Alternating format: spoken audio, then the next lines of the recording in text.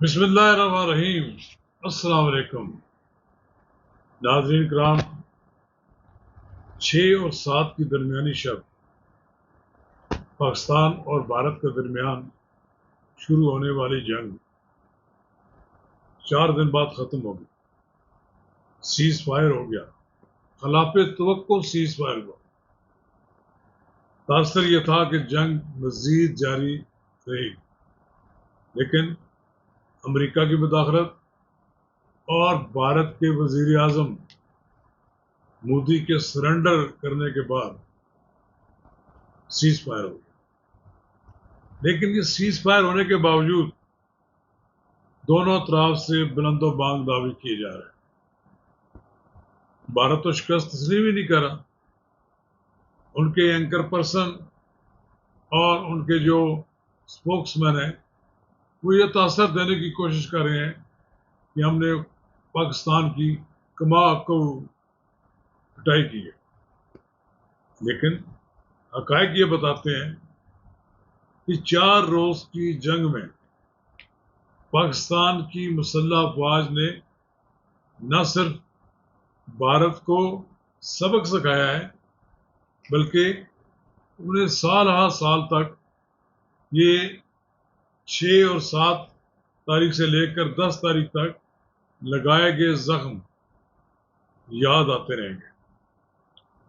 1965 کی جنگ میں ڈاکٹر رشید انور کے ترانے جنگ کھیڑ نہیں ہوتی زنانیاں دی کو بڑی شہرت حاصل ہوئی تھی۔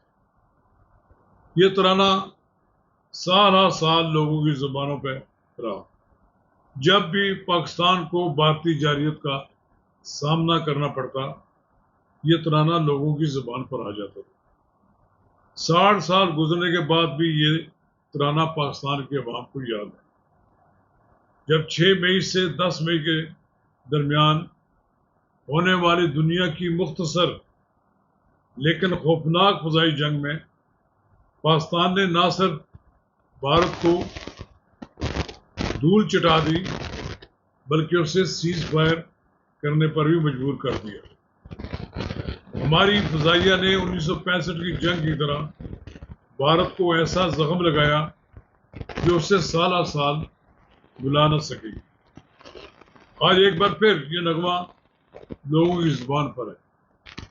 بہت کم لوگوں کو یاد ہوگا اس ترانے کا خالق کون ہے، لیکن ترانہ یاد ہے۔ پاکستان کا بھارت کے ساتھ جنگی ساز و سامان میں کوئی مقابلہ نہیں۔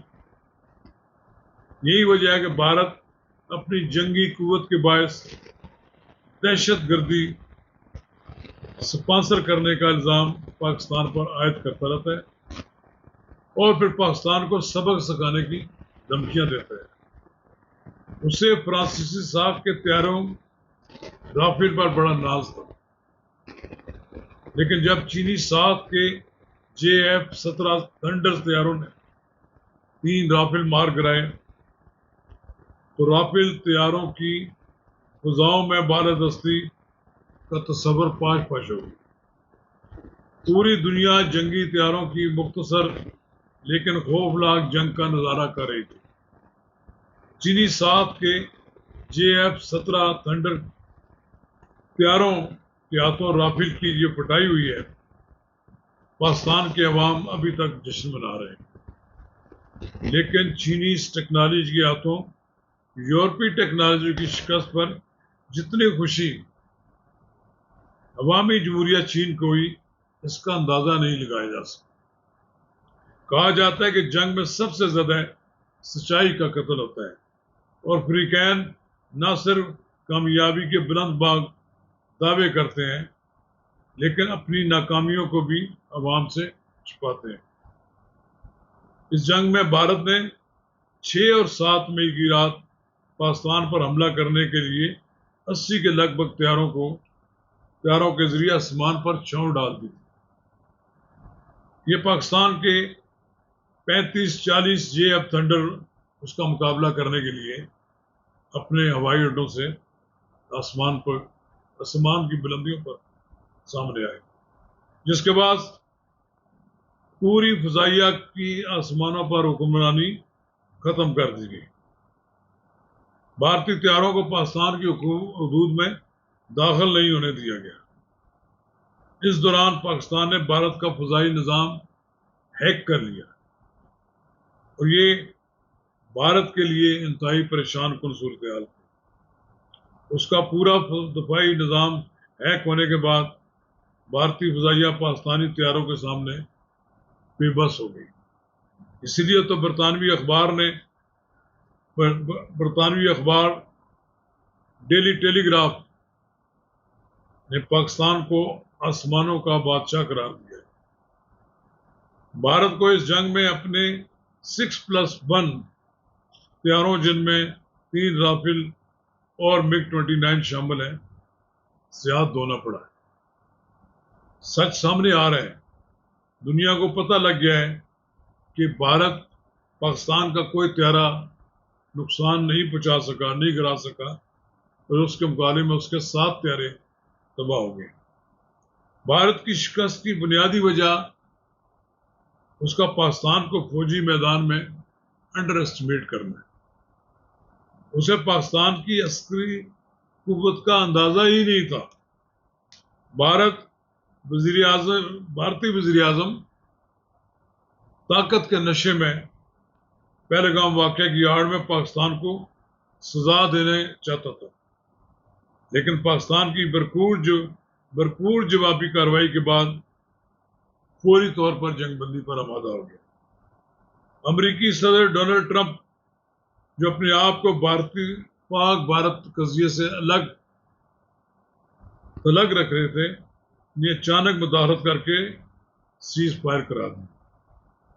بھارت، جو سعودی عرب، ایران، قطر سمیت دیگر دوست ممالک کی جنگ نہ کرنے کی درخواستوں کو خاطر میں نہیں لا رہا تھا، پاکستان کی جوابی کارروائی سے زد ہو کر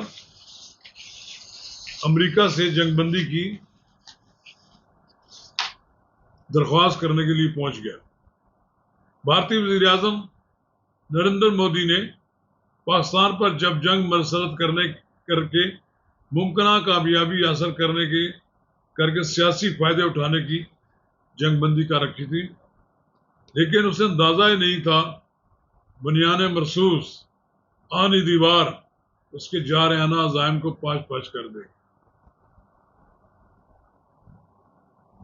مودی نے پاکستان پر جنگ مسلط کر کے خود شکست خریدی، جس سے نہ صرف اپنے ہی دیش میں مقبولیت کھو بیٹھا، بلکہ بیان مرصوص آپریشن نے 47 کی کمزور حکومت کو مستحکم بنا دیا۔ فوج کے سپہ سالار جنرل عاصم منیر کو ہیرو بنا دیا، اور اس میں کوئی شک نہیں کہ پہلگام واقعہ کے بعد پاکستان کی سیاسی و عسکری قیادت نے مودی کے عزائم کو بانپتے ہوئے پاکستان کی مسلح افواج میں جذبہ جہاد بیدار کر دیا تھا۔ اس میں کوئی شک نہیں کہ جنگی اسلحہ اور ٹیکنالوجی کے زور پر لڑی جاتی ہیں، لیکن ان کے پیچھے صلاحیت، جذبہ اور جرأت بھی کار فرما ہوتی ہے۔ بھارت اس صلاحیت سے محروم تھا۔ اس جنگ میں ایک بار پھر چین نے پاکستان سے دوستی کا حق ادا کر دیا ہے۔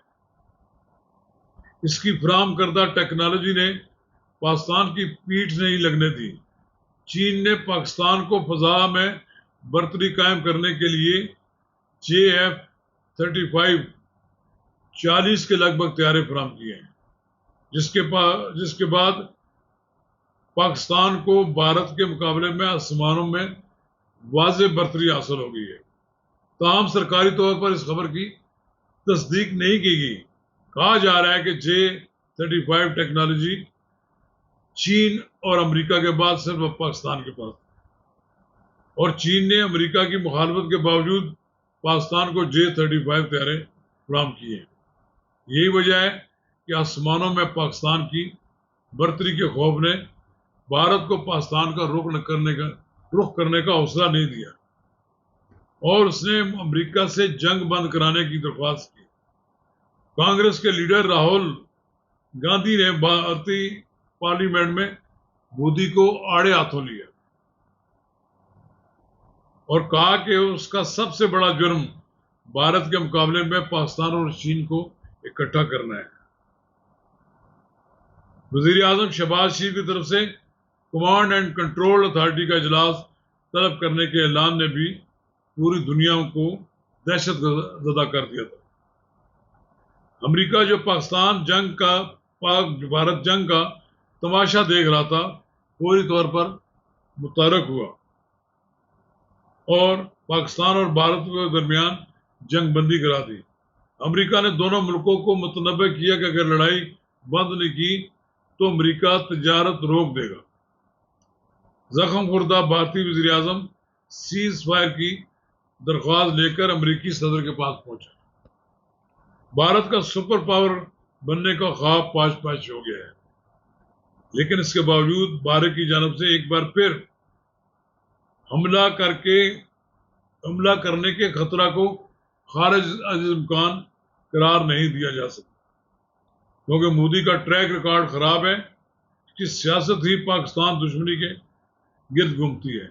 تاہم امریکی صدر کا فرمان ہے کہ یہ مستقل سیز فائر ہے۔ مجھے بہت فخر ہے کہ دونوں ملکوں کی قیادت نے صورتحال کی سنگینی کو سمجھا۔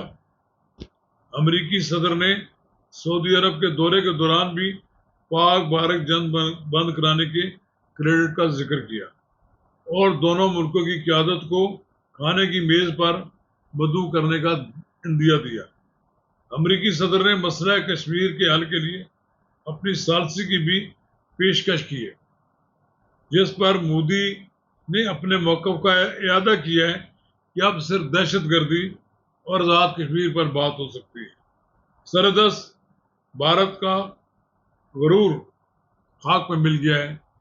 ڈی جی ایم اوز کے درمیان ہارڈ لائن پر رابطہ میں جنگ بندی کو برقرار رکھنے پر اتفاق کیا گیا ہے، لیکن اس تمام تر صورتحال میں یہ بات کہی جا سکتی ہے کہ پاکستان بھارت کی طرف سے کسی ممکنہ جارحیت کا مقابلہ کرنے کی پوری تیاری ہے۔ شکریہ۔